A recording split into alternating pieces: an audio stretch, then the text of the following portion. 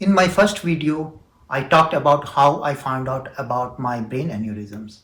In this video, I want to share what it was like when I sat down with my doctor, the question I asked, and what he explained in a simple, non-medical terms. When you sit in front of a doctor, your mind doesn't always goes to the medical terms and what it is. But the first thing that came into my mind that why? Why is this happening to me? And that was my very first question to my doctor that, hey, why aneurysm happens and why it happened to me. My doctor explained that number one, that I'm not alone. Around 2% of people have those aneurysms, but I may be unfortunate to find out about it. The other thing my doctor said that there are reasons which may contribute to aneurysm. Number one is smoking, and I do not smoke, so that reason didn't apply to me. Number two was high blood pressure or hypertension, and that was interesting because I always had hypertension from my early 20s, and I have not started taking regular medication until my when I was in high 20s. So that may be a contributing factor. The third reason he said that it may be genetics, and that looked something I can relate to because I know my mother had aneurysms, and she had two ruptures. One she was in early 40s and another is in her 70s when she ultimately died from it. So that connection I could make. And the fourth reason he outlined is that it can happen for no reason at all. Understanding why aneurysms happen and why it may have happened to me because of my genetics or because of my high blood pressure. The next question two I ask is that where are those aneurysm that was diagnosed and what size they are, and more about the location. And then he explained that I have one aneurysm that is called MCA, that is a middle cerebral artery that I have on the right side. So it is somewhere below my eye, somewhere there.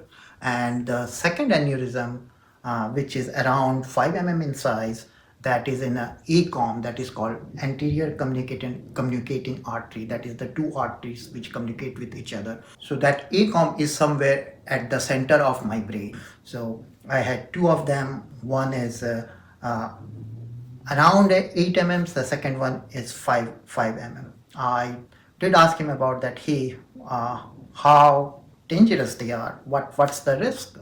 And as I explained in my earlier video that not all aneurysms rupture, and smaller aneurysms are rarely treated. They don't pose that much danger.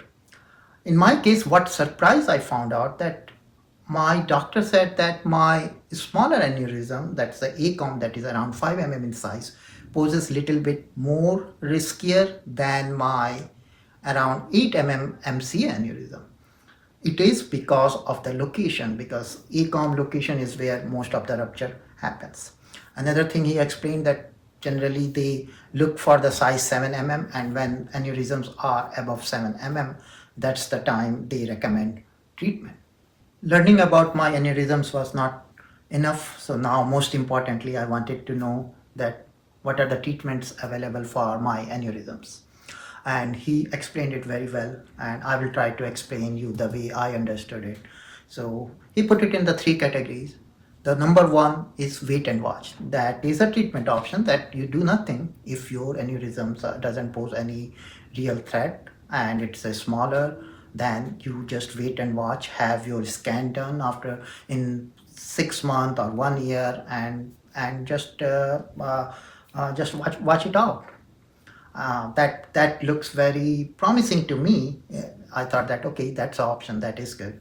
The biggest con of wait and watch approach is that if that aneurysm ruptures, then 40% of the people dies, and another 60% they live, but most live with some kind of disability.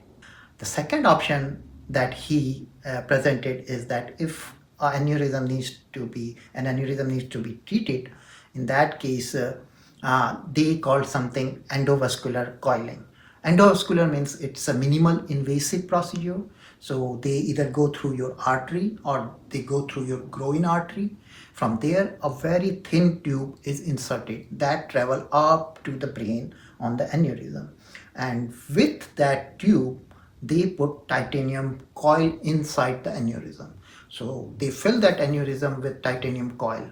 So when aneurysm is filled with something else, blood cannot go in there. And when blood cannot go in there, the chance of rupturing is very less. And that sounds like very promising procedure that it is just a minimal invasive. We said that you have to be in hospital maybe one day, in one to 2 week, you will be all fine. But the con for that procedure is that they said that its success rate is around 85%. There is a 15% chance of it coming back. And another thing is that not all aneurysms are can be treated this way, because for coiling to be done, you have to have a aneurysm which has a narrow neck, so that when you fill it with coil, it doesn't come out. But if you have a wide neck aneurysm, something like this, and then you fill the coil, there is a chance that it comes out. In that case, what they do is that they put one stent to support that coil, and that's called stent assisted coiling. A third way that is also performed endovascularly with minimal invasive is that instead of filling the aneurysm with coil, they put one flow diverter, that is a stent, so that it blocks the blood going into the aneurysm and blood goes directly. So those are the three ways you can treat an aneurysm without going through open surgery. And now coming to the third option, the third option is called clipping. In that is open brain surgery. They're gonna open your brain, open your skull, and then go to the brain, find that aneurysm physically, and then they clip it. It's just like a paper clip. They put it on the clip, and that is success rate is 99%. So 99% the aneurysm will be gone. But con for that is that it's an open surgery, so it is kind of a long recovery, because you have to cut open the brain and then you have to recover from that. And he explained with the stats that there is a less than 1% chance, around 0%, close to 0% chance of someone dying during the surgery. But there is 5% chances that even after the surgery, you will live with some kind of minor deficit neurologically, slur in speaking, little bit of vision problem, brain little bit slowing down, or memory. And I was very worried about that 5% chance, and then I pushed back to it, and my doctor said that everyone is different, but in his experience that 5% goes to the 0.5%. So that sounds promising. After learning about all these three treatment, I was overwhelmed. It was a lot. Then naturally I asked the second question follow up, that hey, what would you recommend in my situation? And I was saying that hey, what about wait and watch, not do anything? And he explained that yes, that is an option, that's a reasonable option for many people. But for you, you have to think about that. I have to think about that. I have to make that decision if I want to take that chances. He explained that I asked that, hey, what is the percentage chance that my aneurysm is going to rupture in next 5 years, 10 years?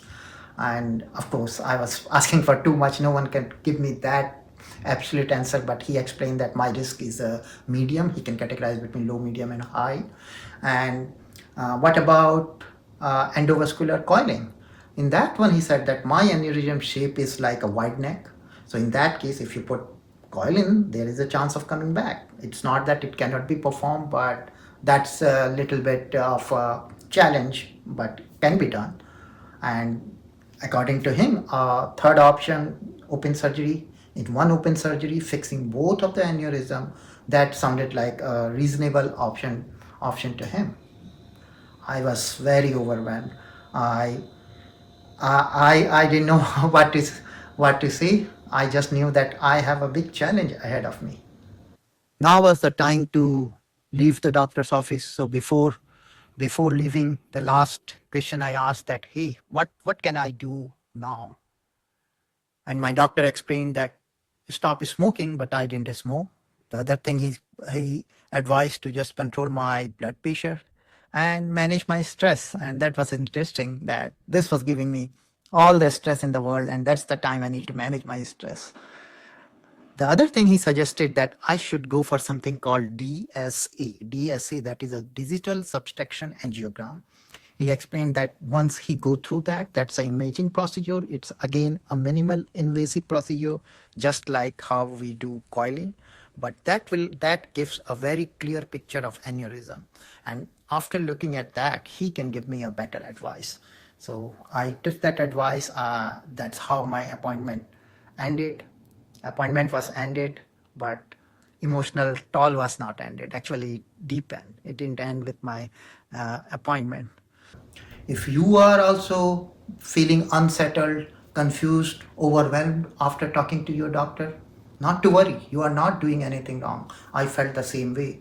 It is just that you are processing the information. So in the next video, I will talk about the decision making. That's probably my most important decision of my life so far.